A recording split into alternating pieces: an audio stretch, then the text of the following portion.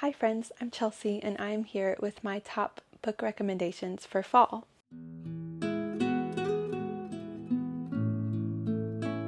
So I don't know about you, but usually when fall comes around, I like to read a lot of darker books or moodier books, and specifically fantasy, mystery thrillers, dark academia, books that deal with darker themes, but also books on the cozy side. I'm here to give you my top recommendations of the books that I've read that I think will give you the best fall vibes. So I'm gonna split it up by different genres, and I'm going to start with fantasy first. This first category, this is more like historical fantasy / magical realism, books that have great atmosphere. And I'm going to be referencing my phone because even though I've read all these books and really enjoyed them, it's been a couple years since I've read some of these and my memory is terrible, so I need to review on some synopses. So the first one in this historical fiction, magical realism, atmospheric book category would be The Familiar by Leigh Bardugo. Just look at that cover. It's on the screen somewhere. I read this earlier this year. I kind of wish I had saved it for fall because the atmosphere and the mood, the descriptions, the imagery of that book is just amazing.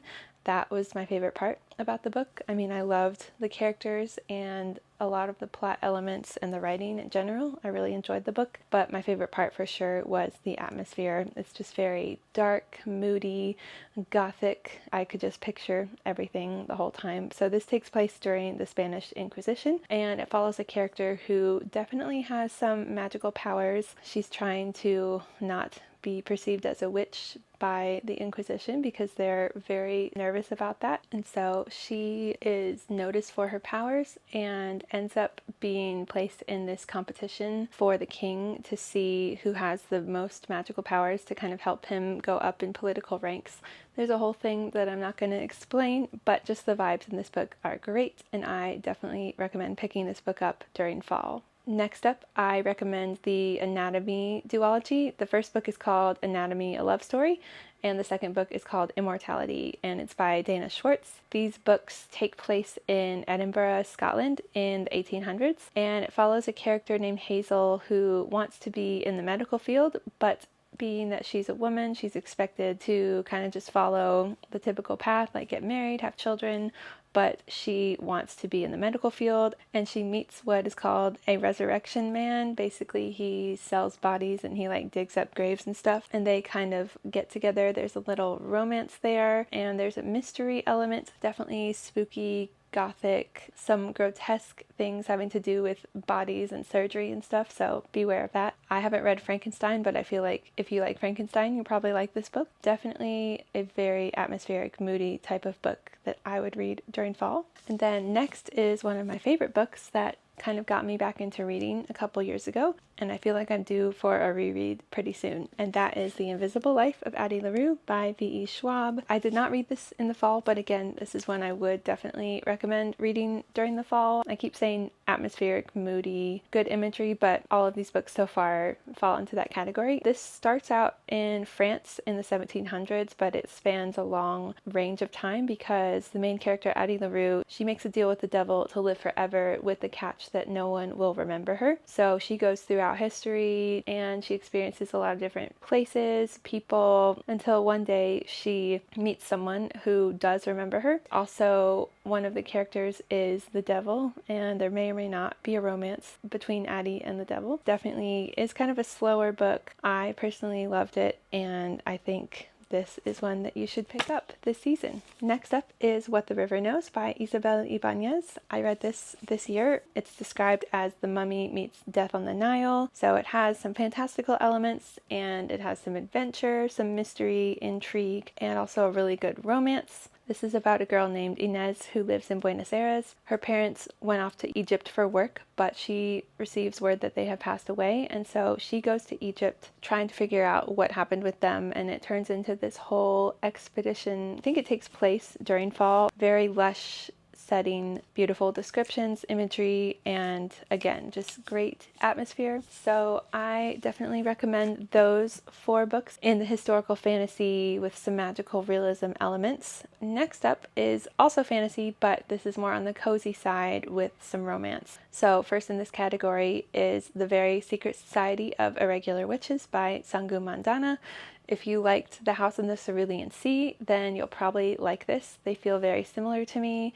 I loved both of them, gave them 5 stars, and this is just a really fun, witchy rom-com with found family. Just a really sweet, heartwarming story, really funny. It's about a character named Mika, who is an undercover witch, and she goes off to this island to train these young witches in their witchcraft, I guess. She meets a handsome librarian and just kind of starts to fall for everyone on this island, and it's just a really sweet, funny, heartwarming story that I highly recommend. Next up is Spells for Forgetting by Adrienne Young, and I did read this in fall a couple years ago and really enjoyed it. This one definitely is kind of more on the magical realism side, not like a ton of fantasy, but definitely some elements. It also has a mystery. It's just very spooky, mysterious. It takes place on this island. So this says, Emery Blackwood's life changed forever the night her best friend was found dead, and the love of her life, August Salt, was accused of murdering her.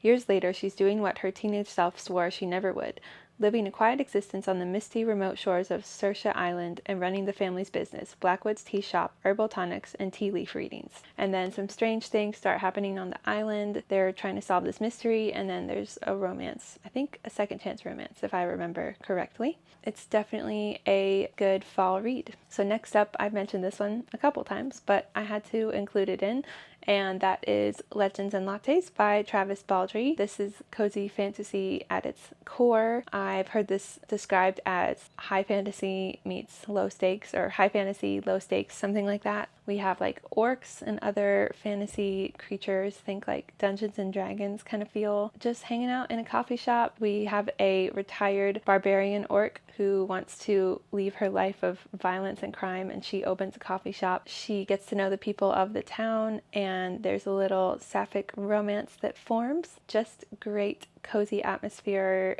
I would love to eat and drink all the foods in the coffee shop. Delicious descriptions. Yeah, low stakes, cozy. Kind of love that for fall. It just feels like a warm hug and a warm cup of tea or coffee. So definitely a fun one. Lastly, one of my favorite recent series would be Emily Wilde's Encyclopedia of Fairies by Heather Fawcett. I've talked about this one before as well, but I had to include it, and this could fit in the historical fantasy category as well, but it's definitely cozy with a great romance. This is about a curmudgeonly professor named Emily Wilde. She goes off to a foreign land to study the fairies there. She is then followed by her academic rival, Wendell Bamblebee, one of my favorite fictional characters. Their banter and relationship is hilarious and super sweet. It's like a slow-paced, cozy vibe, like not a ton of plot. There are some darker moments. Overall, definitely great vibes. The second book, I'd say, has even more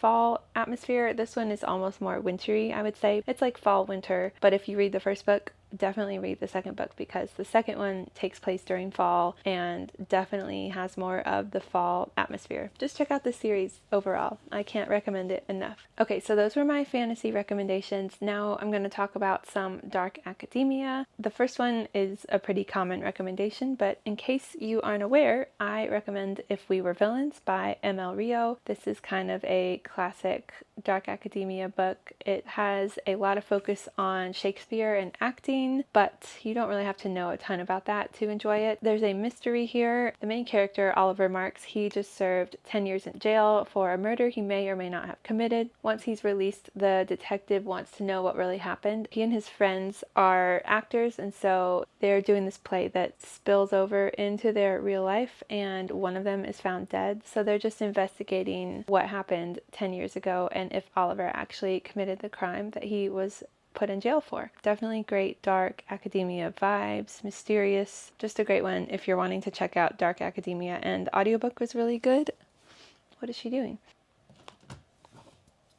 Next up is In My Dreams, I Hold a Knife by Ashley Winstead. It's been a couple years since I've read this one. I'll be honest, I don't remember a ton about it. I just remember that I gave it 5 stars. It was a really good thriller with dark academia vibes. I definitely recommend it, but I don't remember a whole lot about the plot, if I'm being honest. All I remember, and I'm looking at the Goodreads description to jog my memory, but basically this says 6 friends, 1 college reunion, 1 unsolved murder. It's this cast of characters, and it goes in like dual timelines, so you go back to figure out what happened, and a lot of it takes place on their college campus. We just have a lot of drama here between the friends. This was a really fast-paced, kind of addictive thriller, and I just loved the dark academia setting. And then next I recommend Ace of Spades by Farida Abike Amide.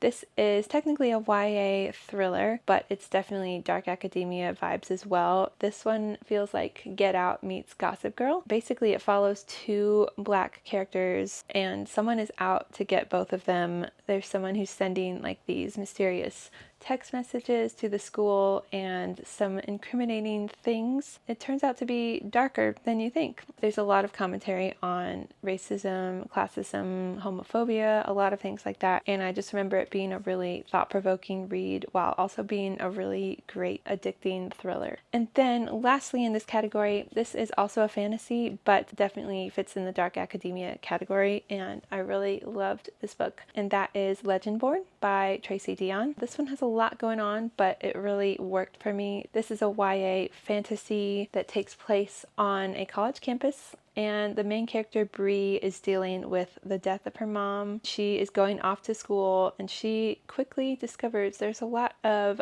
interesting, supernatural, fantastical things going on, and she finds herself in a secret society that is based on King Arthur. At the same time, she's also dealing with the grief of losing her mom and kind of delving into her history, going back in history as an African American. Really great dark academia vibes, pretty fast paced, very engaging. Definitely recommend. Okay, next up are just plain old thrillers, and I've read a lot of really good thrillers, but I just tried to narrow it down to some that I felt were quite fast paced and good for this time of year. So the first one is A Flicker in the Dark by Stacey Willingham. This is like the second thriller I ever read, I think. I was very captivated by this one, and it features a kind of unreliable narrator. She is a psychologist whose father was arrested as a serial killer, and now in the present day, girls are going missing in her town, and she is investigating it, trying to figure out what's happening and like trying to see if it's connected to her dad at all. She kind of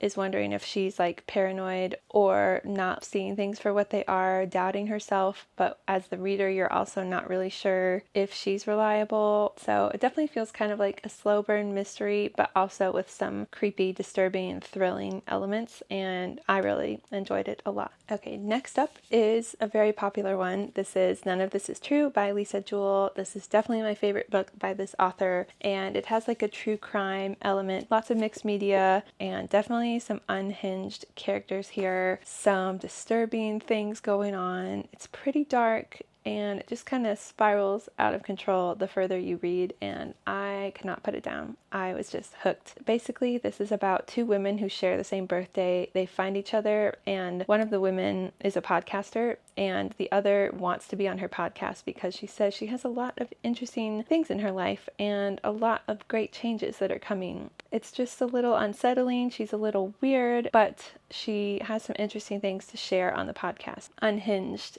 in the best way possible. So definitely recommend checking this one out. And then the next one I read fairly recently, my favorite thriller that I've read so far this year, I think, and that is Kill for Me, Kill for You by Steve Kavanaugh. Basically, it's kind of what it sounds like. The 2 main characters have lost their daughters. They decide to make a pact to kill the person who killed their daughters for each other. So a little trade situation. And then at the same time, there's a character who is in her house and a stranger breaks in one night, and she doesn't die but is very psychologically scarred by it. All she knows is that he has blue eyes, and she and her husband, it's their goal in life to hunt him down and see what happens. So there's like kind of 3 different main characters and a couple different storylines in this one. Here comes the cat again. She's very disturbed that I'm filming a video and not paying attention to her. So anyway, Kill for Me, Kill for You. This one was just very fast paced. Another one that I did not want to put down. Lots of great twists and turns. And then the last one in this thriller category can also fit into like horror. This one is Hidden Pictures by Jason Rekulak, and I guess it's like a supernatural thriller, which I don't really read a lot of, but this one was creepy, spooky, disturbing, fast-paced. There's a lot of like creepy pictures in the book, and that just kind of added to like the disturbing and scary nature of it. I probably wouldn't want to go much creepier than this. I'm kind of a wimp when it comes to like horror and scary stuff, but definitely recommend this one. So it's about a woman who works as a nanny for a young boy, and he's a little disturbing. There's a lot of weird stuff going on in the house. He draws some pretty weird pictures. They start out kind of benign, but then they get a little creepy. He draws a man in the forest dragging a woman's lifeless body, and his artwork just gets worse and worse pretty much. Then the babysitter or the nanny is trying to figure out if this is based on something in real life or something supernatural going on. Definitely a wild ride that I think is great for this time of year. And so with that, I'm going to go into my horror category, which I don't read a lot of, but I'd say these four are light horror. So if you're wanting to get into the genre, maybe these are good ones to try out, and they won't scare you too much, maybe just enough. This one I absolutely love the cover, but also really enjoyed the book. So this is Mexican Gothic by Silvia Moreno Garcia. Obviously by the title, it's a Gothic story, Gothic suspense horror, and it's also historical. It takes place in 1950s Mexico, and the main character goes off to this very creepy Gothic home to help her cousin out, and she finds out that there's a lot of weird things going on there. There's some mushrooms in this book. It's just a wild ride. It's a weird book. It's a dark book. Noemi, the main character, she finds that the house is kind of messing with her and disturbing her. There are a lot of secrets in this household, a lot of weird people, a lot of weird things going on. I don't really want to say any more than that. It's spooky, really well written, and just a great atmospheric novel that will draw you in. Then the next one I've talked about several times, so I'll keep it brief. This is the Southern Book Club's Guide to Slaying Vampires by Grady Hendrix, and this takes place in the 90s, not the 50s, and it follows a book club, and they read true crime, and one day a mysterious man comes to their town. He has serial killer vibes, and maybe vampire vibes, and some children start to go missing. So the women in the book club are starting to put two and two together and trying to figure out what's going on. So there's definitely some kind of grotesque scenes in this book, but other than that, it's not too scary. Disturbing in that we have like a serial killer vampire type male figure, but very funny, very engaging, entertaining, just an addictive read. Great audiobook too. And then next up, this might be one of the most unique and ridiculous but hilarious books I've read. This is Hollow Kingdom by Kira Jane Buxton. So I'm just going to read the first part here. It says, one pet crow fights to save humanity from an apocalypse in this uniquely hilarious debut. ST, a domesticated crow, is a bird of simple pleasures, hanging out with his owner, Big Jim, trading insults with Seattle's wild crows, those idiots, and enjoying the finest food humankind has to offer, Cheetos. And then it goes on from there. It's kind of like a post-apocalyptic story with some horror vibes. There's like some zombies here, so that's horror, right? Zombies start overtaking Seattle, and so ST is trying to save humans because they're amazing. So we have talking crows, we have talking cats, a lot of other POVs and characters that were just very entertaining. I was laughing out loud multiple times. It's just a weird book, and I definitely recommend checking it out. And then last in this category is House of Hollow by Crystal Sutherland.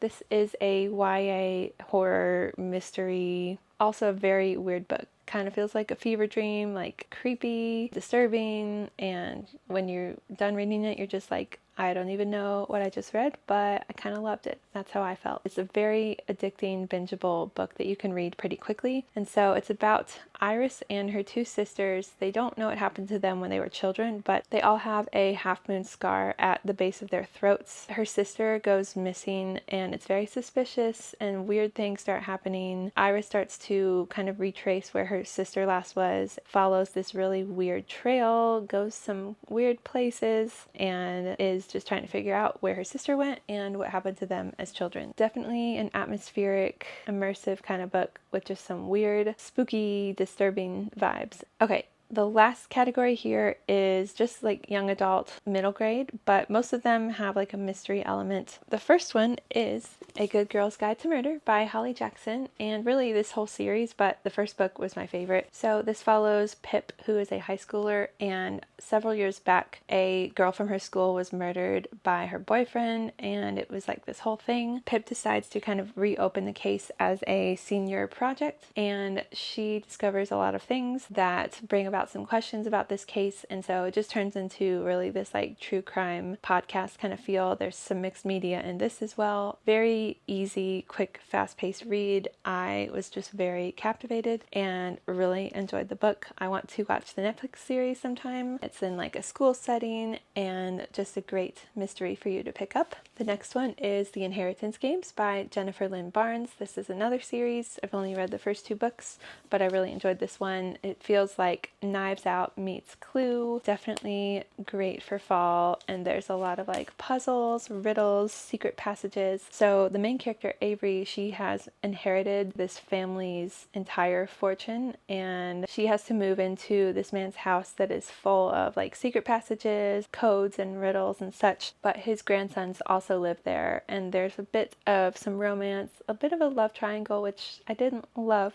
but again, YA, so definitely a quick, easy, bingeable, fast-paced read. Lots of great twists and turns, a fun read. Okay, this next one I read very recently and really enjoyed it, and this is Seraphina and the Black Cloak by Robert Beatty.